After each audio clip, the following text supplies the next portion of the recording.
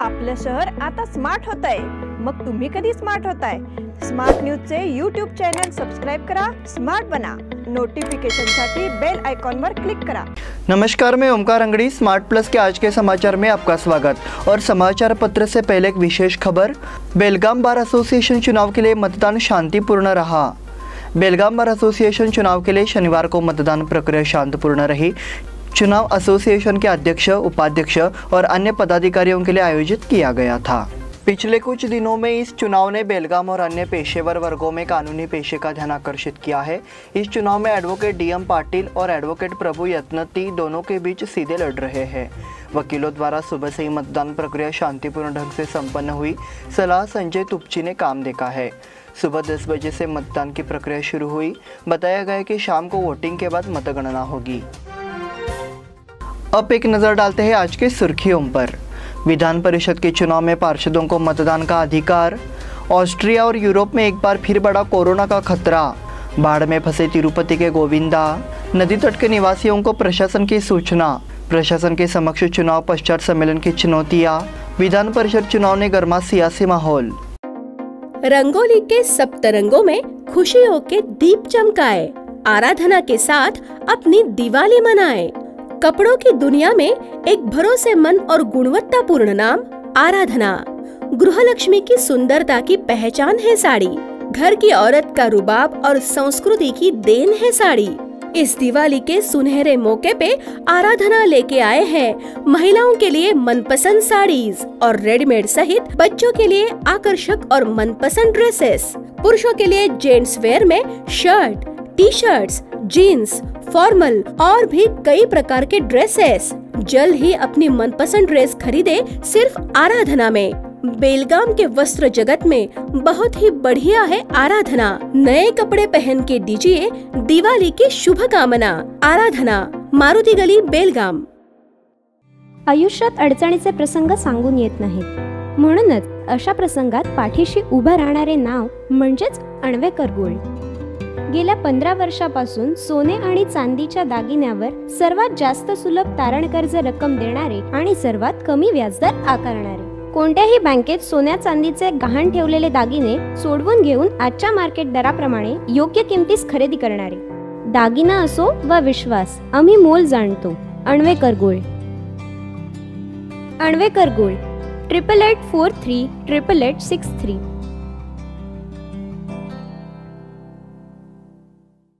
अब समाचार विस्तार से। पिछले सप्ताह विधान परिषद चुनाव की घोषणा के बाद निगम पार्षदों को वोट देने का मौका मिलेगा या नहीं, इस पर सवालिया निशान लग गया था।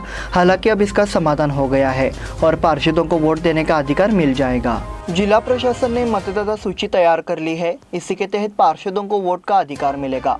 उनके नाम मतदाता सूची में शामिल कर लिए गए हैं, इसलिए अब इस पर पूर्ण विराम लग गया है। सितंबर में नगर निगम के चुनाव हुए थे।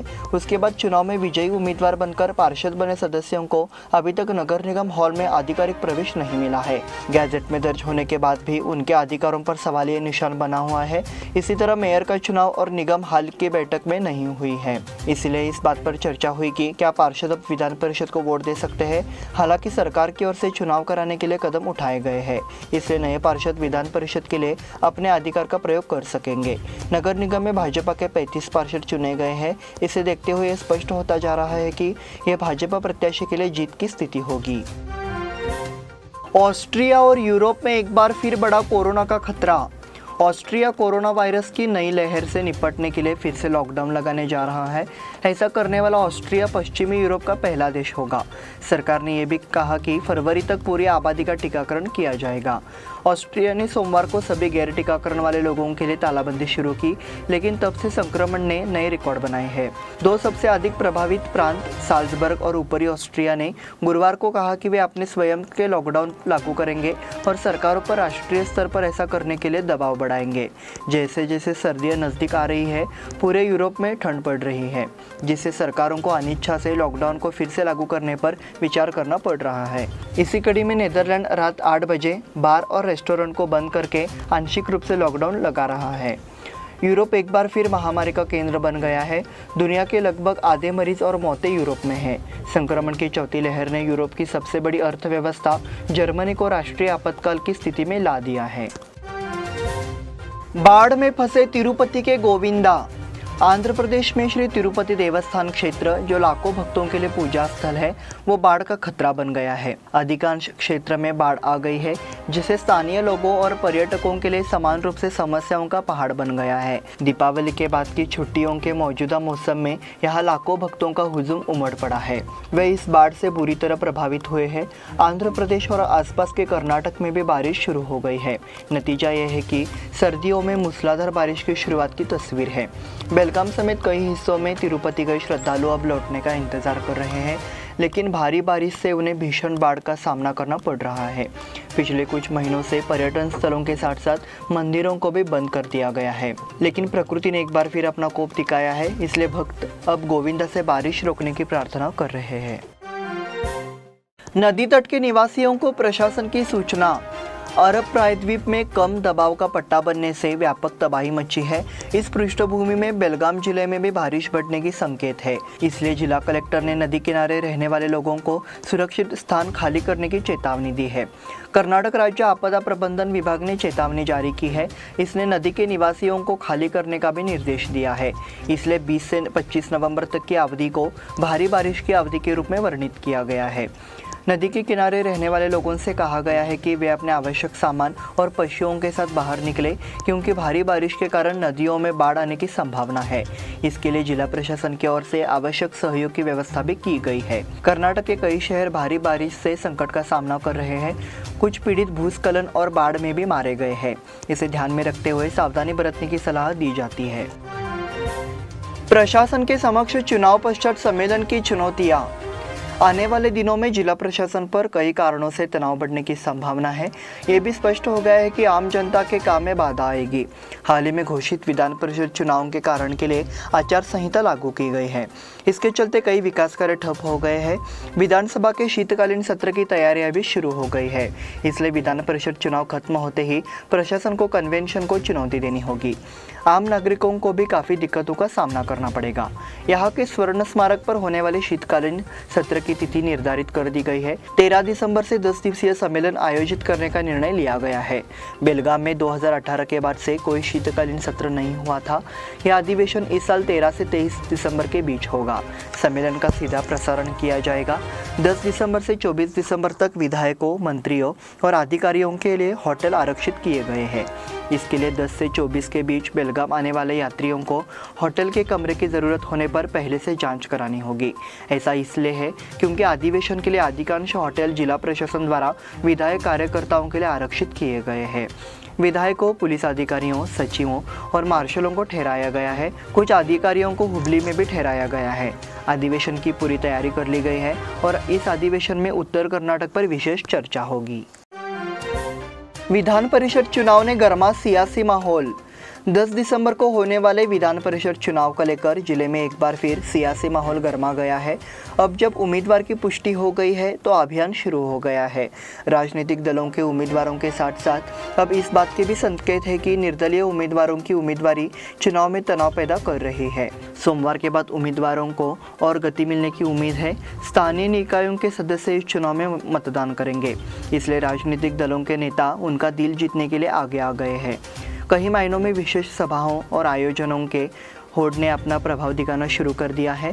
भाजपा के मौजूदा सदस्य है महांतेश कवडगिमठ को नामित किया गया है। चन्नाराज हट्टीहोली ने कांग्रेस उम्मीदवार के रूप में प्रचार करना शुरू कर दिया है।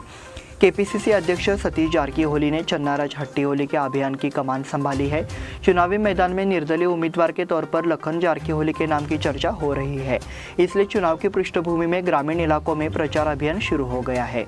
सभी दलों के नेताओं ने वास्तविक नागरिकों से मिलने की बजाय ग्राम पंचायत सदस्यों से मिलकर मतदाताओं से अपील करने का अभियान शुरू कर दिया है। इस बुलेटिन में वक्त हो गया है छोटे से ब्रेक का। देखते रहिए smart plus. Poddar Brothers Jewelers, a perfect blend of traditional and modern jewelry in North Karnataka, Goa and Southern Maharashtra, serving since 5 generations.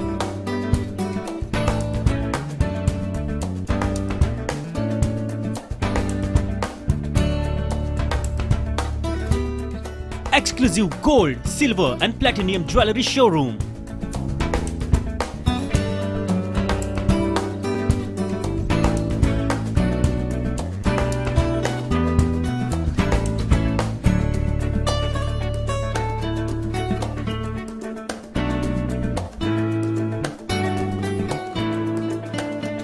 Poddar brothers, Poddar sons and grandsons. Khade Bazar, Belgaum. Call is on 0831 240 5550 or 51 or 52 or 53. Visit us at www.poddarjewelers.com.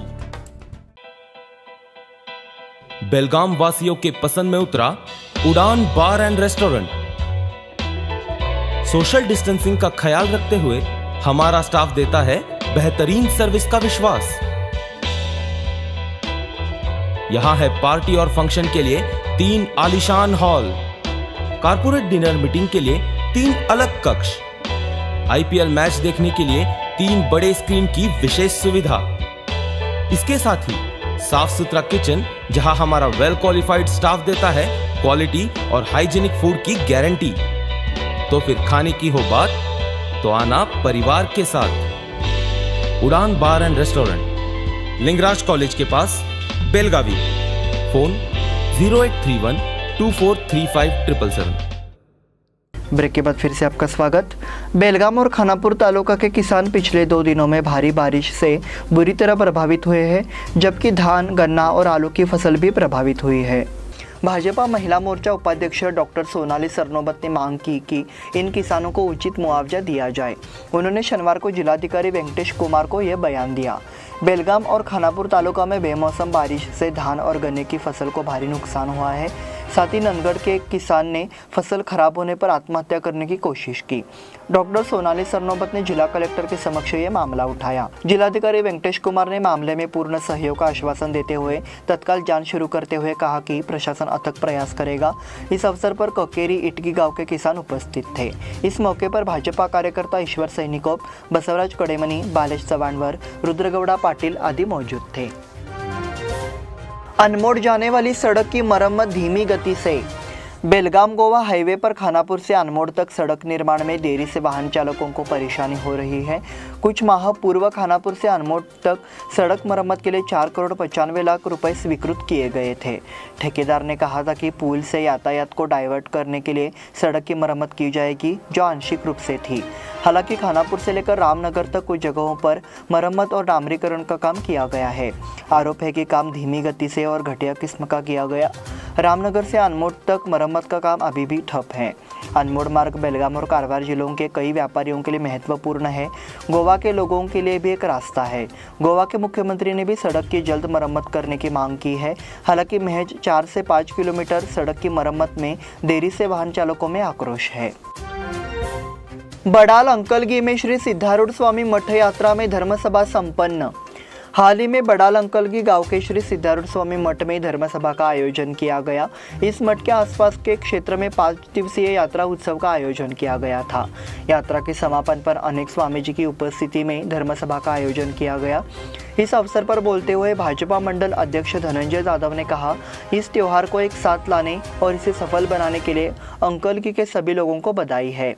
कार्यक्रम में गाँव के सैकड़ों माताओं, बहनों, पिताओं और युवाओं ने भाग लिया। पीबी रोड से नेशनल हाईवे तक सड़क का निर्माण होगा। समर्थनगर में शेतवाड़ी से राष्ट्रीय राजमार्ग तक सड़क का निर्माण किया जाएगा। किसान संघ पिछले कुछ वर्षों से उस सड़क पर चल रहा है। ये कार्य सफल रहा है। अनिल बेनके द्वारा समर्थनगर शेतवाड़ी से गुजरने वाली सड़क का निरीक्षण करने के बाद ये निर्णय लिया गया।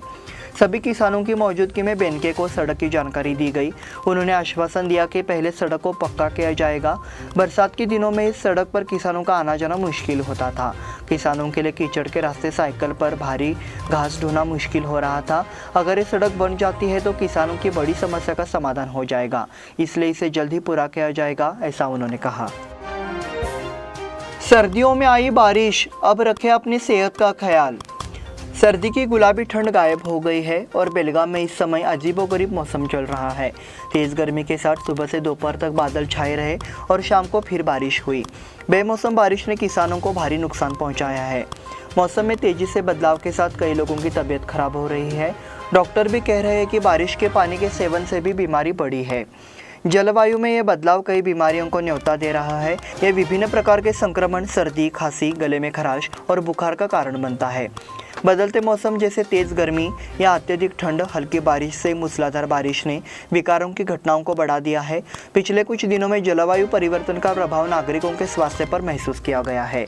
पिछले कुछ दिनों में बुखार, ठंड लगना, खांसी और सिरदर्द जैसे पीड़ित मरीजों की संख्या में इजाफा हुआ है। नतीजतः बुखार, सर्दी, खांसी और सिरदर्द जैसे विभिन्न कारणों से मरीज प्राथमिक उपकेंद्रों के साथ साथ निजी अस्पतालों में भी आ रहे हैं। पिछले कुछ दिनों से भारी बारिश हो रही है और ठंड से बेहाल है। जलवायु परिवर्तन का नागरिकों के स्वास्थ्य पर बड़ा प्रभाव पड़ा है, इसलिए नागरिकों को अब उचित देखभाल करनी चाहिए और प्रतिरक्षा प्रणाली को मजबूत करने पर ध्यान देना चाहिए। आपका इम्यून सिस्टम किसी भी तरह के संक्रमण से लड़ने के लिए हमेशा तैयार रहता है और अगर आप अपने इम्यून सिस्टम को मजबूत बनाना चाहते हैं तो आपको पौष्टिक आहार लेने की ज़रूरत है। ऐसा मार्गदर्शन विशेषज्ञ समूह द्वारा प्रदान किया जा रहा है। तुलसी विवाह के बाद अब शादियों का मौसम शुरू। कोरोना संकट के बाद पिछले साल मई में और इस साल शादियों का सीज़न स्थगित हो गया। इस बार तुलसी विवाह का पर्व समाप्त होने के बाद शादियां शुरू हो गई है, इसलिए शहर में शनिवार से शादी की रस्में शुरू हो गई है। इसके लिए दशहरे से तैयारी जोर पर थी। इस साल मई में कोरोना की दूसरी लहर आने के बाद योजना बनाई, शादी समारोह का स्थगन आया। कुछ परिवार ने गिने चुने रिश्तेदारों की उपस्थिति में विवाह समाप्त किया, कोई भी बिना किसी लानत के गुजर गया। इन शादियों पर भी चर्चा हुई। लॉकडाउन में प्रशासन शादियों के लिए कुछ मंडलियां उपस्थिति की अनुमति दी गई। शनिवार को शादी के लिए मंगल कार्यालय, बैंजो, पुजारी, बुकिंग के साथ निमंत्रण पत्रिका वितरण लगभग शुरू थी। ऐसे में अगले कुछ दिनों में हर तरफ शादी की रस्में देखने को मिलेगी। इसी के साथ स्मार्ट प्लस के आज के समाचार समाप्त हुए। धन्यवाद।